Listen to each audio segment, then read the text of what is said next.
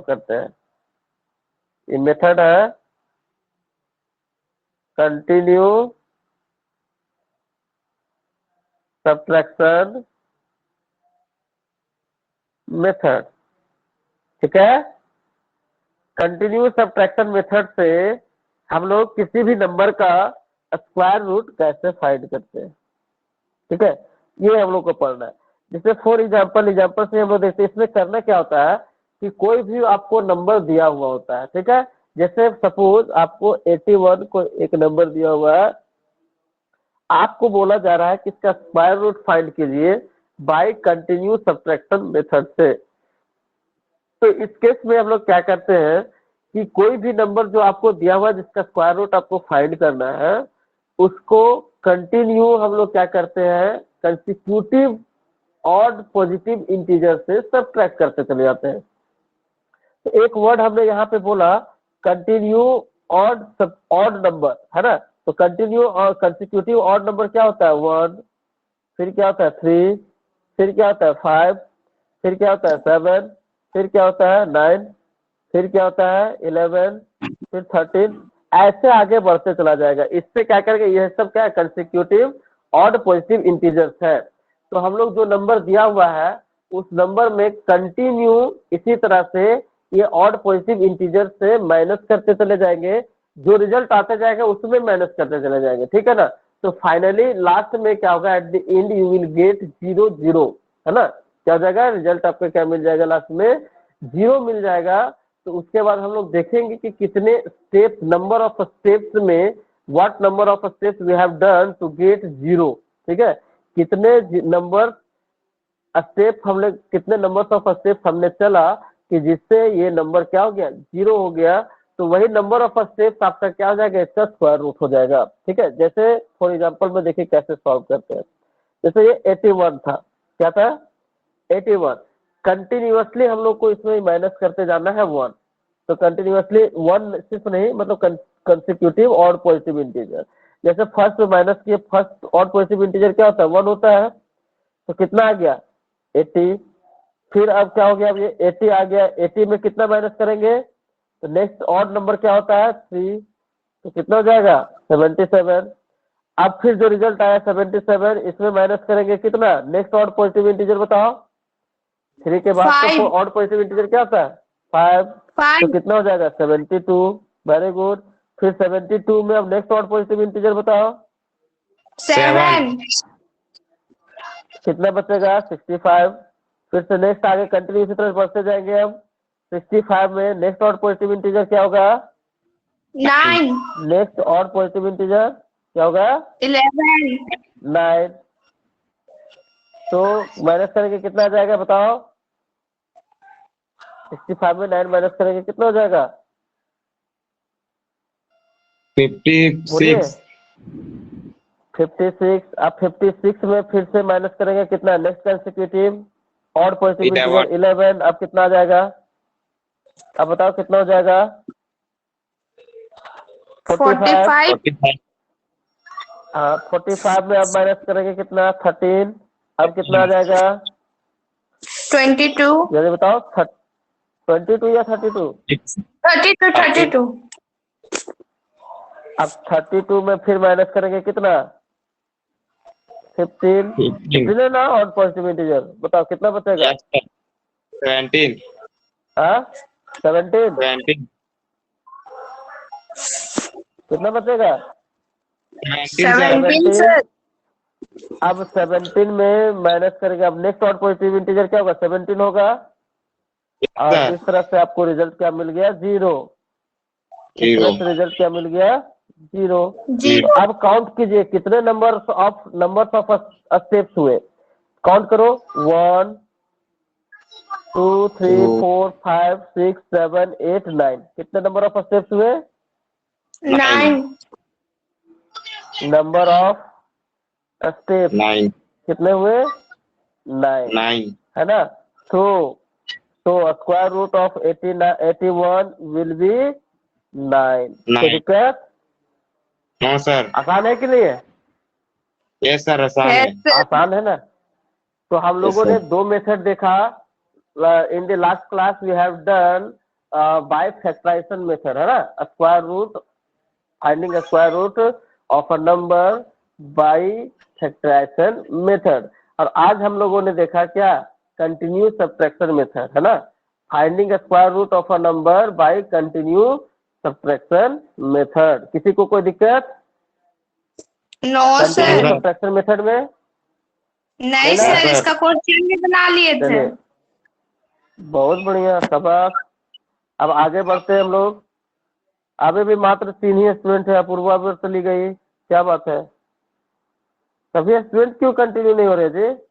अब आप लोग का मैथ क्लास कंटिन्यू होगा, ठीक है ना, Monday to Saturday, yes sir. ठीक है, यस sir. सर। 8-10 से ही अब कंटिन्यू होगा। हिंदी का जो टाइम होता था वो अब हिंदी का टाइम आप लोग का 10-10 से होगा। न्यू रूटीन आप लोग को हमने भेज रखा है, आप लोग देख लेना, ओके।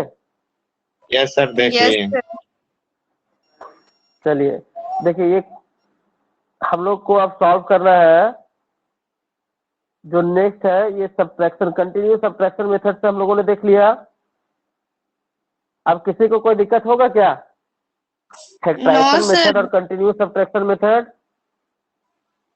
देखो अब यहाँ पे आपका क्वेश्चन है, ठीक है, क्या ये प्राइम फैक्टराइजेशन मेथड से इसको सॉल्व करना है? यहाँ क्वेश्चन नंबर 3 दिया हुआ था कि सॉल्व कीजिए by method of repeated subtraction. इसी को रिपीटेड सब्ट्रैक्शन कह सकते हैं ना, रिपीटेड सब्ट्रैक्शन मेथड या फिर कंटिन्यूस सब्ट्रैक्शन मेथड, ओके। बन जाएगा, 100 और 169 का निकालना है, बन जाएगा ना? सर बना लिए हैं 4 तक।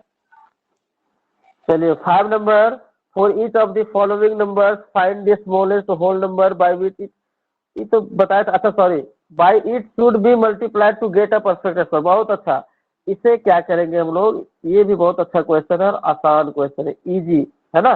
जैसे देखो पहला क्वेश्चन आप लोग को दिया हुआ है 729, 5 नंबर क्वेश्चन देख रहे हैं ना हम लोग। यस तो फर्स्ट क्वेश्चन है 252, ओके, 252। आपको इसमें बोला जा रहा है कि अभी ये जो नंबर्स है, जितने भी नंबर्स दिए हैं, ये आपका परफेक्ट स्क्वायर नंबर नहीं है। परफेक्ट स्क्वायर नंबर के लिए हम आप लोग को क्या बताए थे कि यूनिट डिजिट पर 00 होगा या फिर क्या होगा, परफेक्ट स्क्वायर नंबर होगा। जैसे यूनिट डिजिट में 4 होगा और क्या होगा, 6 होगा या फिर 5 होगा या 00 होगा या फिर 9 होगा।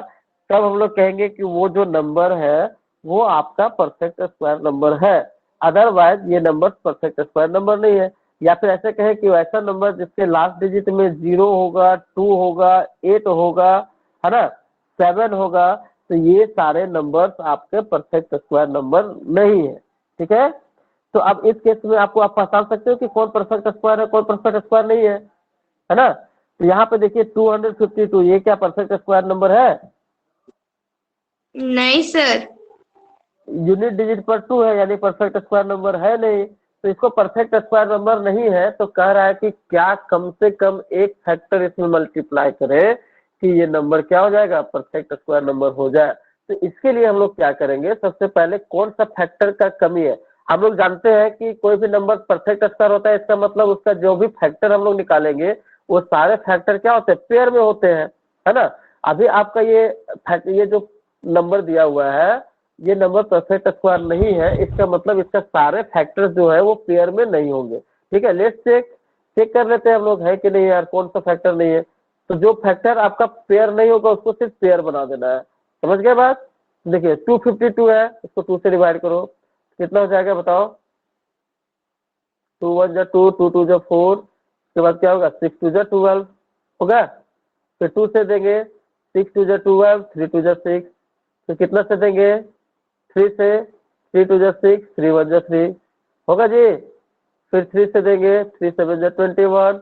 अब 7 लास्ट में बच जा रहा है, 7। अब देखो यहाँ पे ये भी पेयर में है, ये भी पेयर में, 7 पेयर में है क्या। यहाँ पे देखिए factor of 252 is equal to हो जाएगा 2 इंटू 2 इंटू 3 इंटू 3 इंटू 7, ये ना है।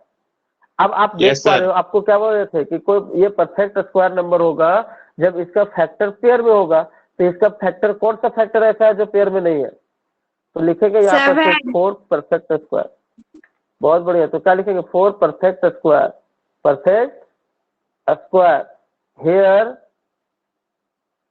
7 must be multiplied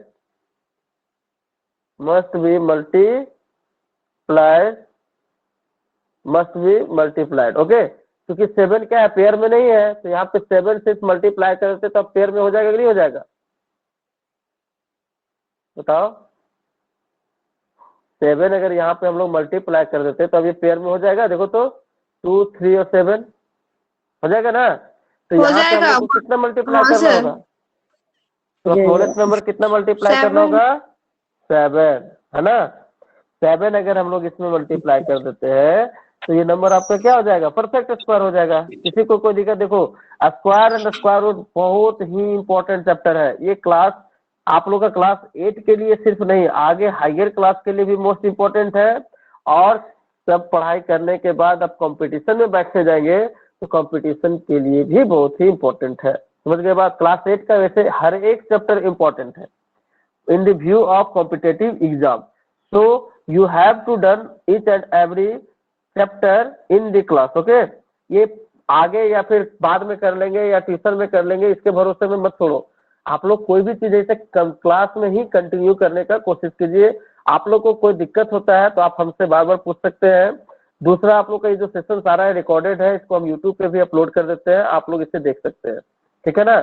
जब भी जरूरत हो, अगर लगे आप लोग को कि भूल रहे हैं, एक बार रिवीजन कर लोगे, ओके।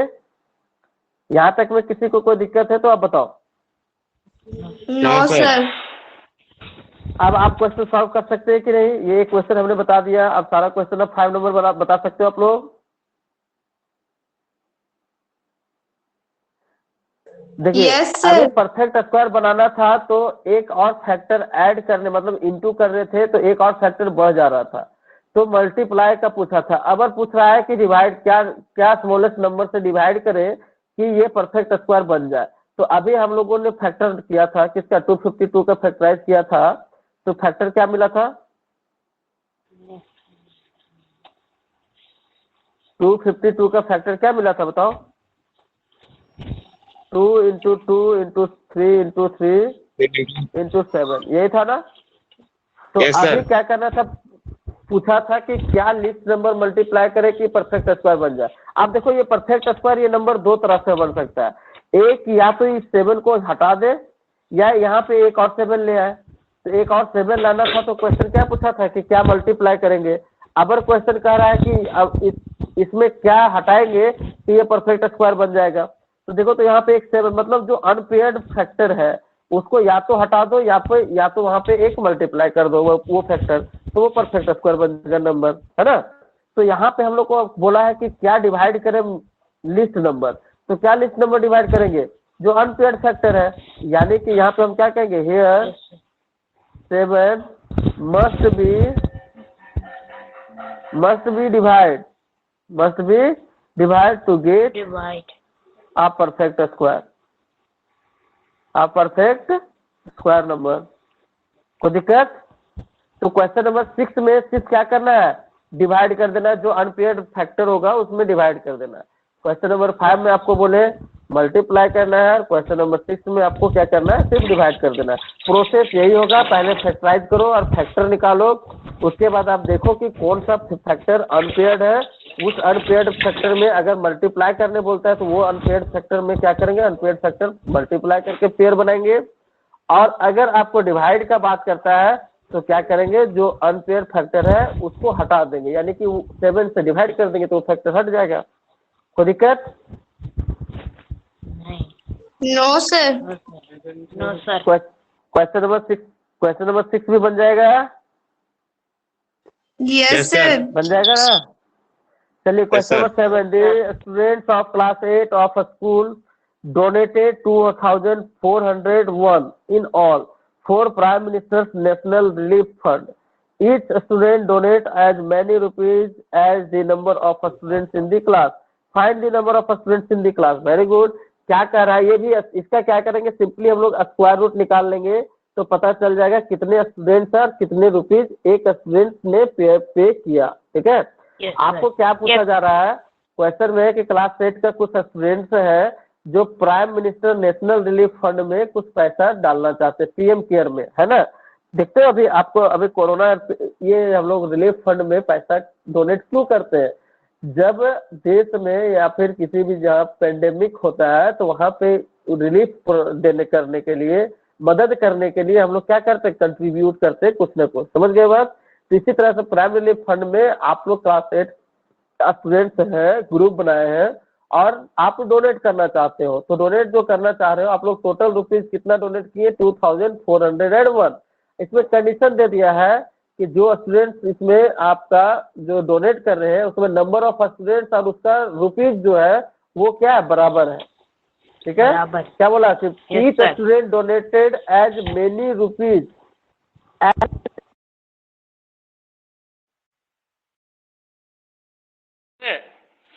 आपका पे कर रहे हैं, तो स्क्वायर रूट सिर्फ निकाल देना, जो आएगा वही होगा नंबर ऑफ स्टूडेंट्स।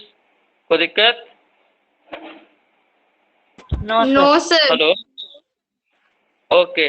तो ये एक्सरसाइज इस तरह से आप लोग का कंप्लीट होता है। और 8 नंबर भी, सॉरी इधर और क्वेश्चन है 8, 9, 10। इसको नेक्स्ट क्लास में हम लोग देखेंगे। आप लोग ट्राई करोगे सॉल्व करने का सेम वे में? सेम वे में Yes, ये भी sir. बनेगा, find the number of rose and the number of crop plants. Question number 8 भी क्वेश्चन नंबर 7 के जैसा सेम बनेगा, ठीक है। Yes sir. Question number 9 and 10 जो है उसको हम नेक्स्ट डे डिस्कस करेंगे, ठीक है। Question number 9 and 10 I will discuss in next class. And finding square root by division method, ये भी हम लोग नेक्स्ट क्लास में डिस्कस करेंगे, ओके। तब Okay, तक के sir. लिए thank you. We will meet again in next class with new topic. Thank you, sir. Thank you. Thanks a lot. Thank you, sir.